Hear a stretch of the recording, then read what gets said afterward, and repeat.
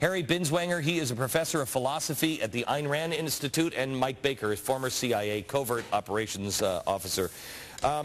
Joel, let me start with you first. What are your thoughts on what I just said about what's coming? Well, it's a horrible day here in Washington. I was just driving past the site, and it's literally swarming with police because we are on a hair trigger alert here in this city. You never know if it's a lone gunman or if something larger is going to start to unfold. So this, I guess, if you have to say, fortunately, was a lone gunman. But the hatred that you talk about is so deep, it's so real, and this guy, had a rifle.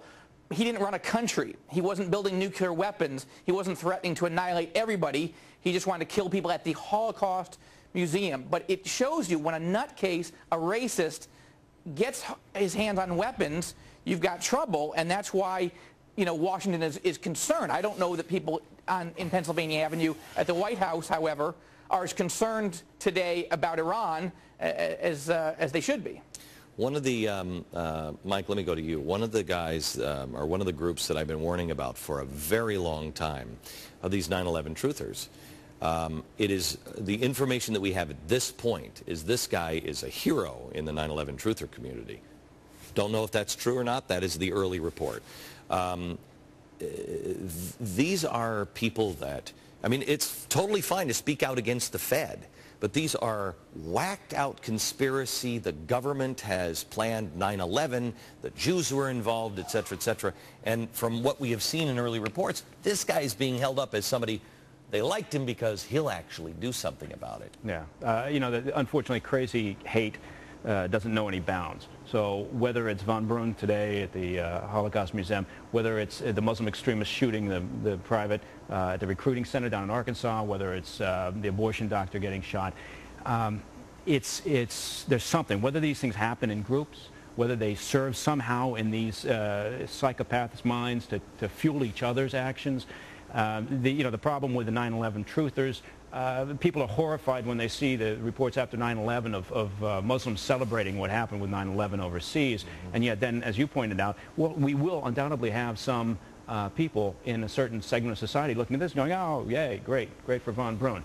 Harry, because I think this is what I'm worried in our society about. I mean, the crazy nut jobs have always been there. But when you start applying pressure, that's when you find out what somebody's character is. When you look at somebody who is under great amount of pressure, when they wig out, that's when you know who they are. So the world and finances and everything else is putting in extreme pressure on the American society and the world society, quite frankly. Everybody is feeling this pressure. The first to crack are the nut jobs. Right. But this is also, the same pressure is being pushed down on the average American through things like the GM bailouts where, I mean, I heard extreme anger on my radio show today from listeners.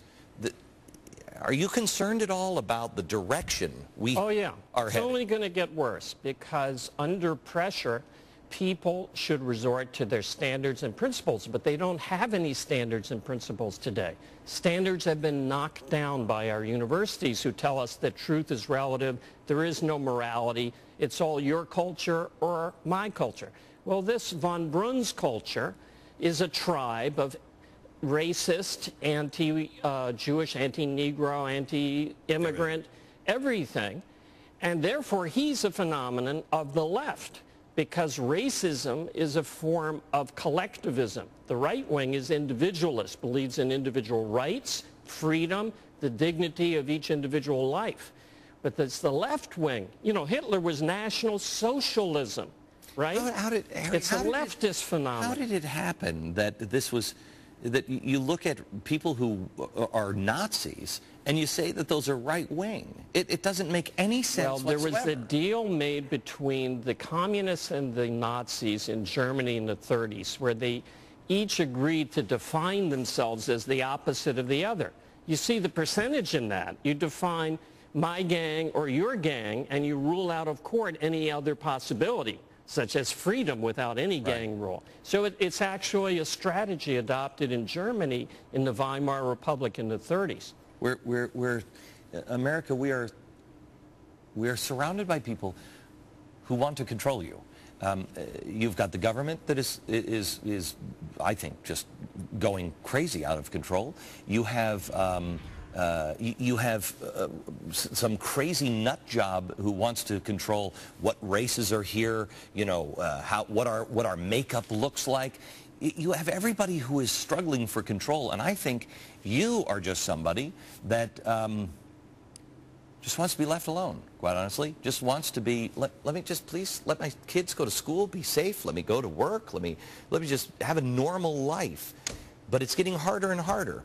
We have a guy in office right now, President Obama, and before everybody else, because nobody else is, I don't think anybody else is going to bring this up today. Oh, dare anyone on the media actually say this?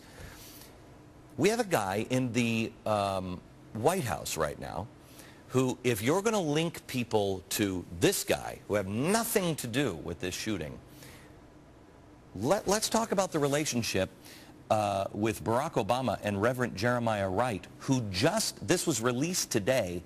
Listen to this audio of Jeremiah Wright over the weekend.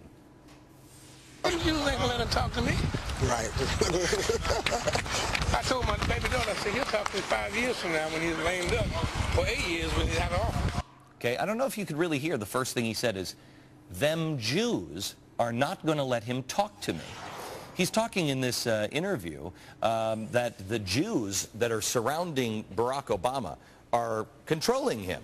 And when he's a lame duck in 5 years, or when he gets out of office, then he'll reveal who he really is, and he'll come back to me, etc., etc. I'd only play that, not because I'm tying Barack Obama to any kind of violence. I just want to point out that there are haters all around. There are people that hate in all directions, and we've got to not play politics. We have got to not use anything to any certain advantage for political gain or monetary gain or anything else.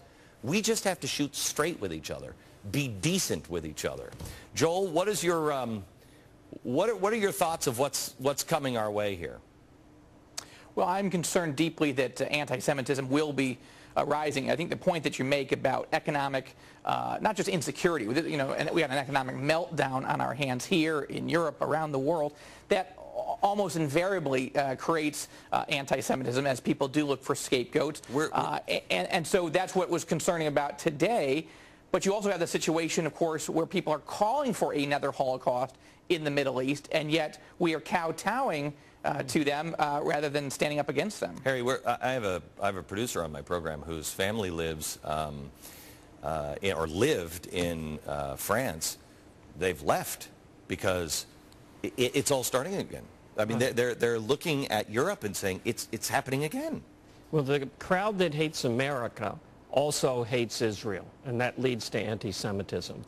They smear the hatred of America onto America's allies, and that means Israel, so they take the side of the Palestinians. And you find on the left now a lot of pro-Palestinian sentiment and anti-Semitism.